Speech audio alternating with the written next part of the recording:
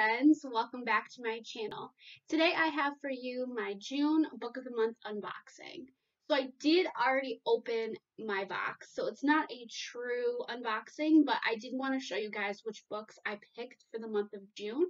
And if you're unfamiliar with Book of the Month is an amazing website that does a monthly subscription for $14.99 where you get to pick a hardcover book out of the 5 choices that they have for each month. Now, $14.99 is a great deal for a hardcover because if you go to Barnes & Noble, a lot of these hardcovers can be anywhere between $25 and $30, so you're saving yourself a bunch of money. Also, with Book of the Month, if you like more than one pick during the month, you can add up to 2 add-ons for $10 each. So technically, you can get a hardback for $10, which is a steal. Book of the Month has 5 different choices for you to choose from of different genres, varying from fantasy, young adult, they're mostly adult, but romance, historical fiction, they have memoirs, thrillers, any genre you can pretty much think of, and they change it every month, so you're not getting the same 5 genres every single month. And the best part is that half of these books are early releases, so we get them before they are due to come out. The Book of the Month website down below in the comments section. I am not being, the month is not sponsoring this video, but I did just want to share with you guys how awesome this subscription really is. So without further ado, I'm going to show you the 3 books that I got for the month of June. The first one is a new release that I did already start, and that is The Last Flight by Julie Clark. So this is a domestic thriller, and it follows our 2 main characters, Claire and Eva.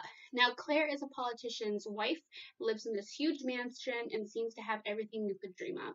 But what people don't know is that behind closed doors, her husband, the up-and-coming politician Rory, is not what he seems. So she is eager to escape and get away from him, so she comes up with this plan to be able to run away.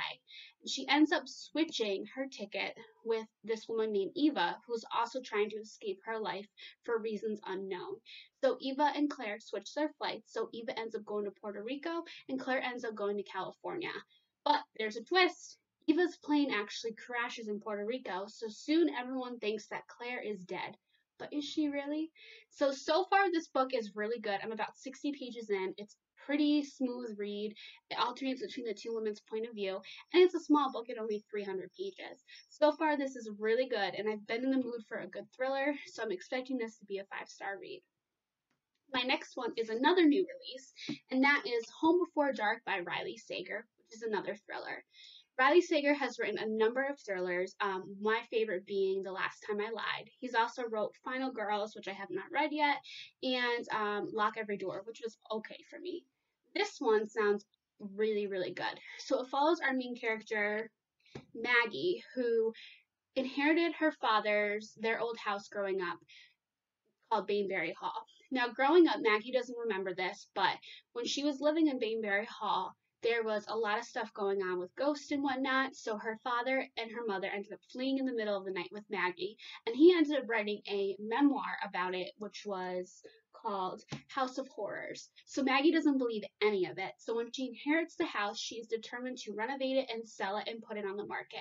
However, when she returns to the town, people are not happy that she is back because the little town became famous because of this House of Horrors, and they don't like the publicity.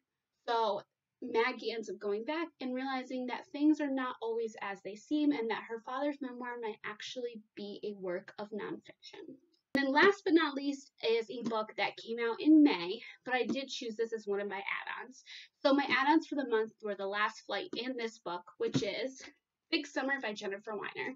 So this book sold out super fast last month, so I was really bummed that I wasn't able to get it because I've heard such amazing things about it.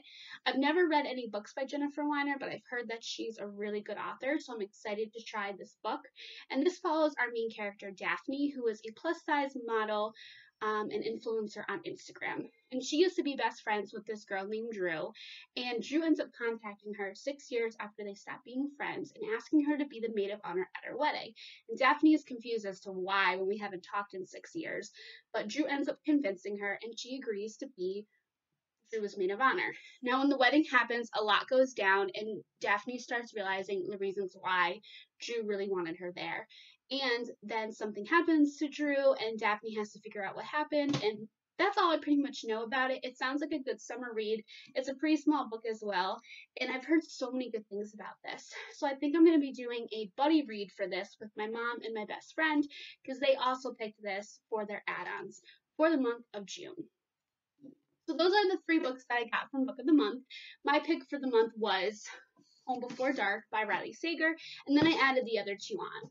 The Last Flight is a pick for June this month, so if you are interested and feel like those sound really good, I highly suggest you check out the subscription. There are a lot of deals online where you can get your first box for $10, so I would jump on that because it's really a great deal, and the books really are so good, and they have such a good variety. So that's all, guys. So I will let you know what I think in my wrap-up video, and I hope you all stay safe. Bye!